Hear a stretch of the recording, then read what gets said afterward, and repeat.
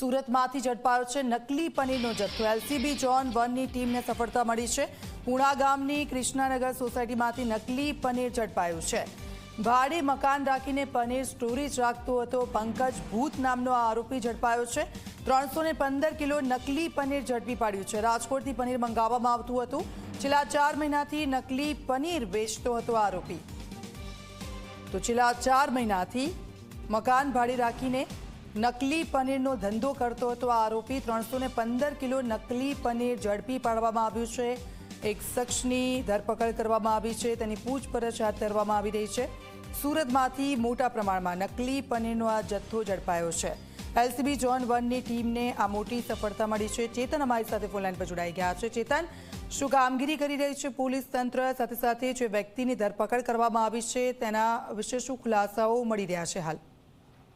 જી દીક્ષિતા, જે ઘટના છે તે સુરતના પુણા ગામ વિસ્તારમાં આવેલી કૃષ્ણાનગર સોસાયટીની છે, જ્યાં પંકજ ભૂત નામનો જે શખ્સ છે તે છેલ્લા 4 મહિનાથી એક જે મકાન છે તે ભાડે રાખવામાં આવ્યું હતું। આ મકાનમાં ખાસ કરીને સ્ટોરેજ ઊભું કરવામાં આવ્યું હતું અને સ્ટોરેજમાં મોટા પ્રમાણમાં જે પનીરનો જે જથ્થો છે તે જથ્થો રાખવામાં આવ્યો હતો, પરંતુ આ જે પનીરનો જે જથ્થો છે તે નકલી હોવાનું સામે આવ્યું છે। એલસીબી ઝોન 1ની ટીમને બાતમી મળી હતી કે જે મકાન છે તે મકાન ભાડે રાખીને જે નકલી જે પનીર વેચવાનો જે વેપલો છે તે ચાલી રહ્યો છે, જેના આધારે એલસીબીની ટીમ દ્વારા અહીં દરોડા પાડવામાં આવ્યો હતો, જ્યાંથી 315 કિલો જેટલું નકલી જે પનીરનો જે જથ્થો છે તે કબજે કરવામાં આવ્યું છે। આ સાથોસાથ જ્યારે આરોપીની પૂછપરછ હાથ ધરવામાં આવી ત્યારે એ વાત જાણવા મળી હતી કે 4 મહિના પહેલા જ તેને આ જે મકાન છે તે ભાડે રાખ્યું હતું અને રાજકોટથી આ જે નકલી પનીર છે તે ₹220 કિલો મંગાવવામાં આવતું હતું અને ત્યારબાદ સુરત શહેરની અલગ અલગ જે ડેરીઓ છે તે ડેરીઓમાં આ જે પનીર છે તે સપ્લાય કરવામાં આવતું હતું। હાલ તો